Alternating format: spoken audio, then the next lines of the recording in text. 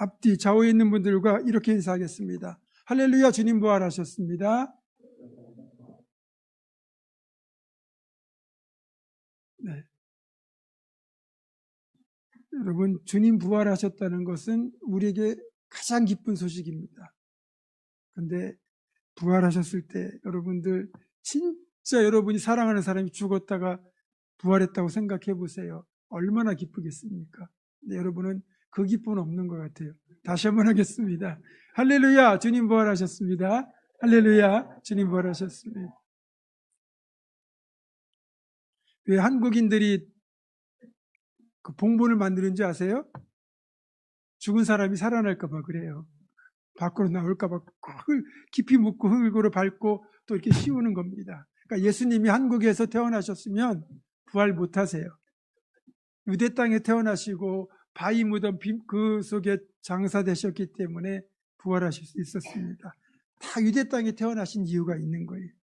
자, 3년간의 공생애를 사시는 동안 우리 주님은 주님께서 죽었다가 다시 살아날 것이라는 그 순한 예고죠. 이거를 적어도 3번 이상을 말씀하셨어요.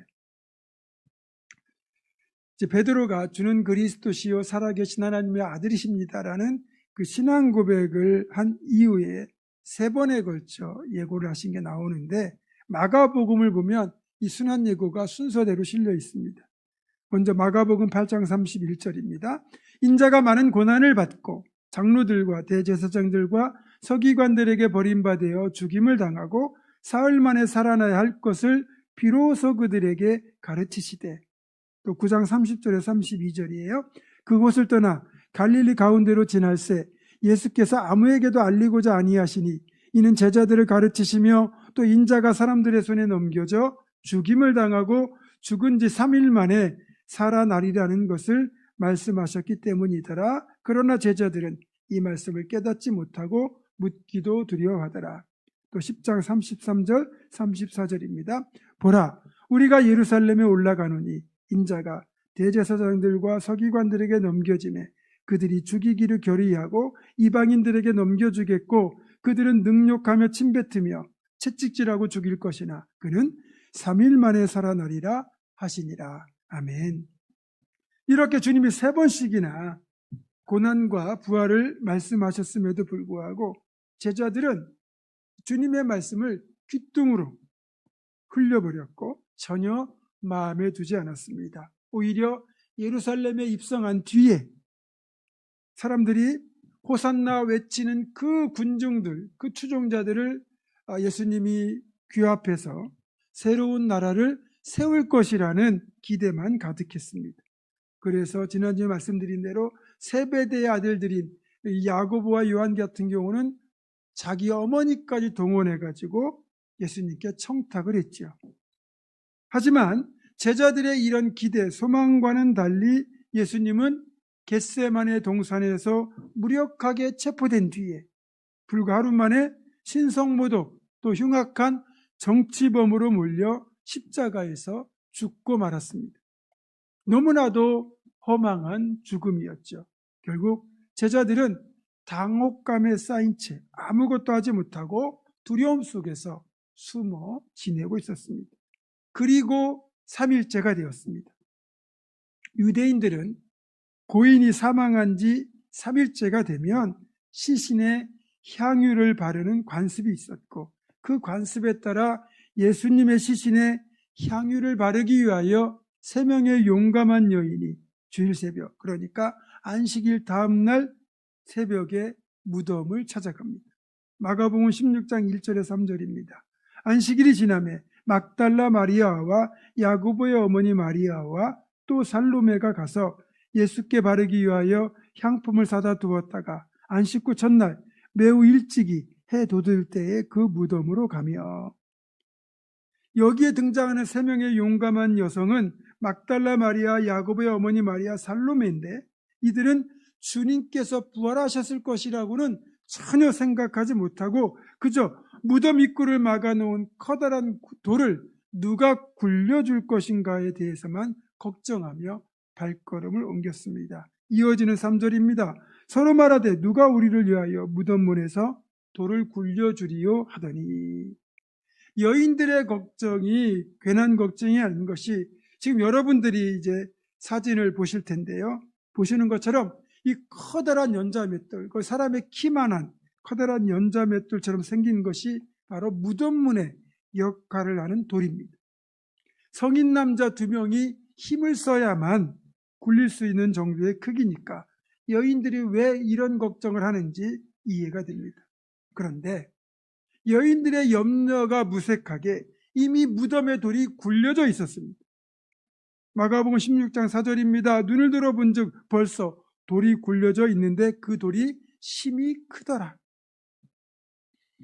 여인들은 그 큰 무덤의 돌이 굴려진 것을 보고 다행이다 싶기도 했지만, 혹시 예수님의 시신에 문제가 생겼을까 싶어 겁도 없이 무덤 안으로 들어갔고, 그때 무덤 안에 흰옷을 입은 한 청년이 앉아 있는 것을 보게 됩니다. 이 청년은 사실 천사인데 그 천사가 이렇게 말하죠. 마가복음 16장 6절 7절입니다. 청년이 이르되 너희가 십자가에 못 박히신 나사렛 예수를 찾는구나. 그가 살아나셨고 여기 계시지 아니하니라. 아멘. 보라, 그를 두었던 곳이니라. 가서 그의 제자들과 베드로에게 이르기를 예수께서 너희보다 먼저 갈릴리로 가시나니 전에 너희에게 말씀하신 대로 너희가 거기서 배우리라 하라 하는지라. 아멘.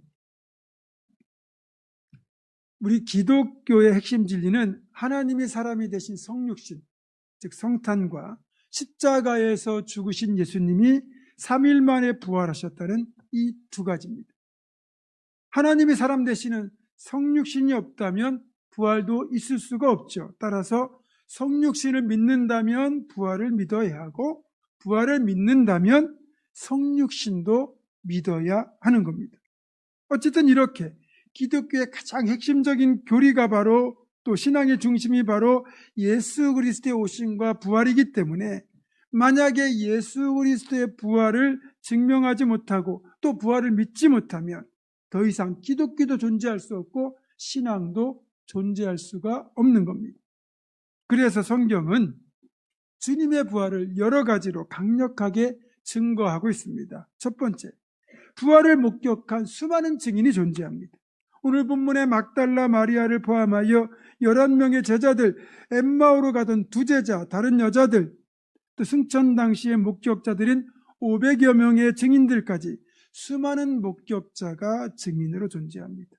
한두 명이라면 몰라도 수백 명이 부활하신 주님을 눈으로 직접 보았다는 사실은 결코 환상이나 헛것을 본 것이 아님을 말해줍니다. 두 번째, 신앙인들은 거짓을 말하지 않습니다. 10계명 중에 하나가 내 이웃에 대하여 거짓 증거하지 말라라는 명령인데, 우리 신앙인들은 이 명령을 철저히 지키는 사람들입니다. 따라서 보지도 않은 것을 보았다고 거짓으로 둘러댈 수 없는 있는 사람들이 아닌 거죠. 정직은, 진실은 곧 하나님의 명령인데, 거짓말로 주님이 부활했다고 그렇게 둘러대는 사람들, 거짓말하는 사람들을 어떻게 우리가 신뢰할 수 있겠습니까? 신앙인들은 진실만을 말하는 사람들인데, 적어도 그렇다면 부활은 사실이라는 거죠. 세 번째, 부활의 가장 강력한 증거 중 하나가 바로 빈 무덤입니다. 아리마대 요셉이 예수님의 장례를 위하여 자기가 만든 바위 무덤을 내어드렸고, 거기에 묻히셨던 예수님이 부활하셔서 무덤을 나가셨기에 그 무덤은 지금까지 비어있는 채로 존재합니다. 이것이 진실입니다. 그럼에도 주님이 부활하셨던 그 당시로부터 2000년이 지난 지금까지 부활이 사실이냐 아니냐는 논쟁은 끊임없이 계속되고 있습니다. 또 어떻게든 부활을 부인하려는 시도는 부활 즉시부터 있었습니다. 무덤을 지키던 군병들이 예수님이 부활하셨다는 보고를 했을 때 대제사장 무리가 제자들이 시신을 훔쳐갔다고 소문을 내라고 시키거든요.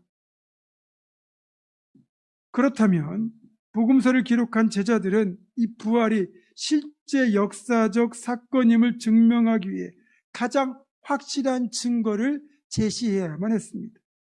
그런데 오늘 본문인 요한복음을 보면 이 부활의 첫 증인으로 다름 아닌 막달라 마리아라는 여성 한 사람만 등장을 시킵니다.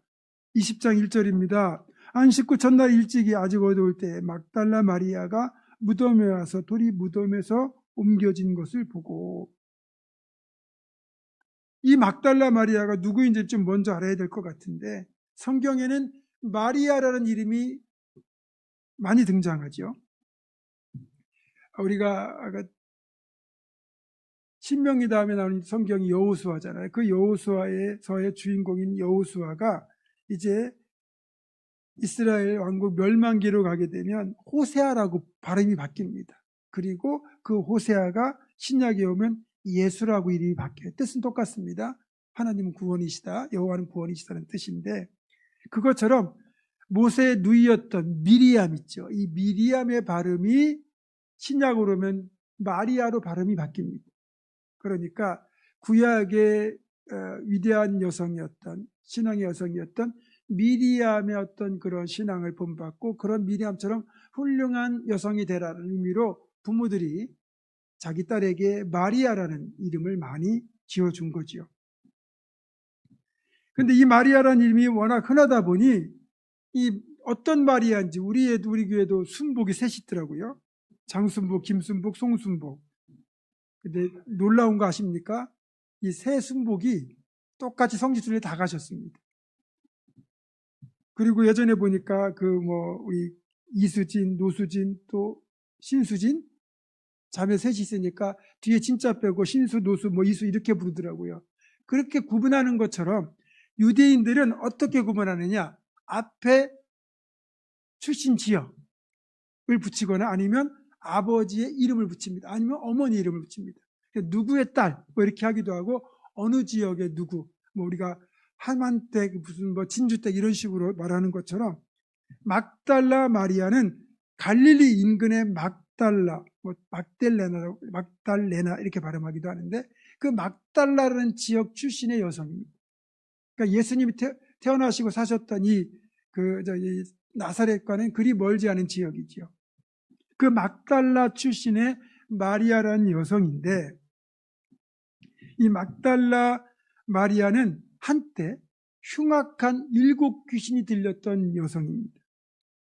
누가복음 8장 2절입니다. 또한 악귀를 쫓아내심과 병고침을 받은 어떤 여자들 곧 7 귀신이 나간 자 막달라인이라 하는 마리아와, 이 예수님이 흉악한 7 귀신이 들린 이 막달라 마리아를 고쳐주신 거예요.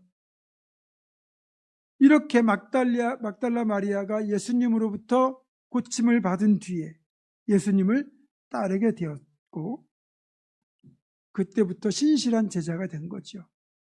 그렇다 하더라도 분명한 건 그 당시 율법과 간습에서 보면 여성의 증언은 법적 효력이 없었습니다. 그렇게 여성의 의견, 증언을 무시하던 그 시대에 막달라 마리아를 그럼에도 불구하고 첫 번째 부활의 증인으로 내세운 이유는 무엇일까요? 왜 이렇게 했을까요? 아마 제가 복음서 기자라면 저는 아리마대 요셉이나 니고데모 같은 공의의 의원, 그 당시 유력한 지도층 인사를 부활의 증인으로 내세웠을 겁니다. 그런데 막달라 마리아를 첫 번째 부활의 증인으로 내세운 이유는 무엇일까요? 아마도 요한이 이렇게 막달라 마리아를 첫 번째 증인으로 내세운 이유는 그 당시 성도들에게 막달라 마리아라는 존재가 어떤 사람으로 받아들여지고 있었는지를 우리가 알아야 한다는 겁니다. 결론적으로 말씀드리면 막달라 마리아야말로 요한 사도가 요한복음을 기록하던 그 당시까지도 모든 성도들에게 인정받는 최고의 신앙인, 가장 확실한 신뢰의 아이콘이었다는 것입니다. 보세요. 첫 번째, 막달라 마리아는 은혜를 갚을 줄 아는 사람이었어요. 막달라 마리아는 귀신 들린 자신을 고쳐주신 예수님의 은혜를 감사하며 그 이후 평생 자기 재산을 바쳐서 예수님과 제자들의 사역을 도운 헌신적인 조력자였습니다. 누가복음 8장 1절에서 3절입니다. 그 후에 예수께서 각 성과 마을에 두루다니시며 하나님의 나라를 선포하시며 그 복음을 전하실세 12 제자가 함께하였고 또한 악귀를 쫓아내심과 병고침을 받은 어떤 여자들 곧 7 귀신이 나간 자 막달라인이라는 마리아와 헤롯의 청지기 구사의 아내 요한나와 수산나와 다른 여러 여자가 함께하여 자기들의 소유로 그들을 섬기더라. 아멘.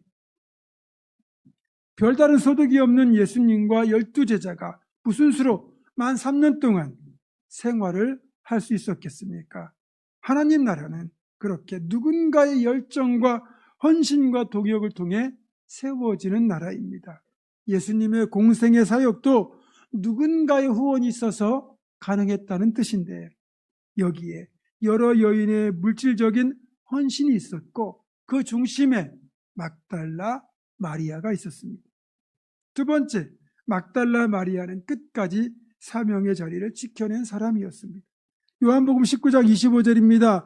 예수의 십자가 곁에는 그 어머니와 이모와 글로바의 아내 마리아와 막달라 마리아가 섰는지라. 막달라 마리아는 말씀드린 대로 병고침을 받은 뒤부터 그때부터 예수님의 공생애 내내 그리고 예수님이 십자가에 못 박힐 때도 다른 제자들은 다 두려워서 그 자리를 도망쳤지만 막달라 마리아는 끝까지 예수님 곁을 지켰습니다.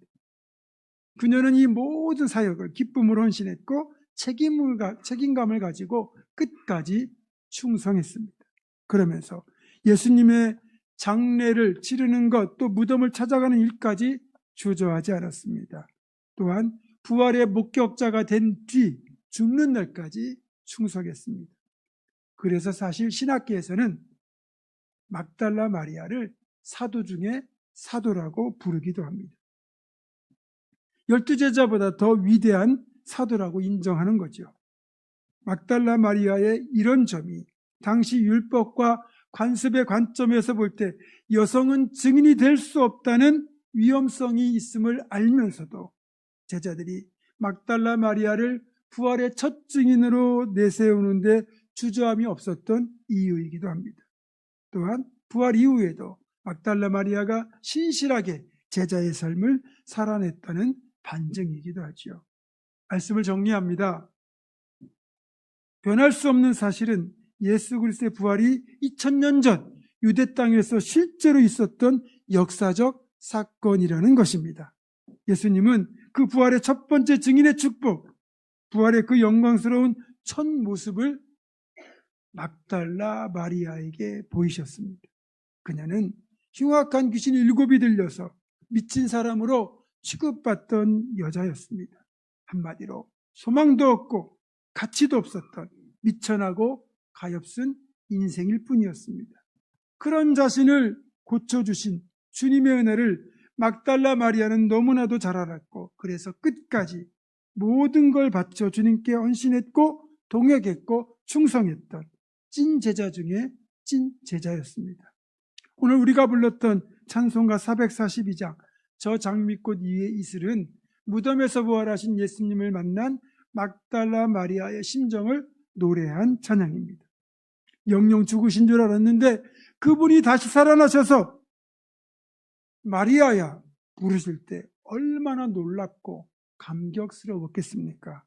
그런데 그 반대의 경우도 상상할 수 있습니다. 물론 이건 실제로 일어날 일이기도 합니다. 만일 우리가 이 땅의 삶을 끝내고 죽었는데 다시 눈을 떠보니 주님의 보좌 앞에 내가 서 있고 주님이 내 이름을 부르시며 사랑하는 누구야? 잘 왔다. 그동안 수고 많았다. 라고 말씀하시면 어떻겠습니까? 저는 아마 온몸에 소름이 돋을 것 같습니다. 오늘 우리가 맞는 이 부활절이 연례 행사로 맞이하는 부활절이 아니라 죽음의 저주를 벗고 영생으로 나아가는 길이 우리에게 열린 복된 날임을 기억하며 막달라 마리아처럼 늘 구원의 은혜를 감사하며 헌신과 동역을 통해 충성된 부활의 증인으로 살아가겠다는 거룩한 결단이 있기를 주님의 이름으로 축원합니다. 기도하겠습니다. 이 거룩하고 복된 주일 아침 부활의 첫 증인이 된 막달라 마리아처럼 주님이 기뻐하시는 삶을 살아내는 우리가 되게 하여 주시옵소서. 우리 주 예수 그리스도의 이름으로 기도드립니다. 아멘.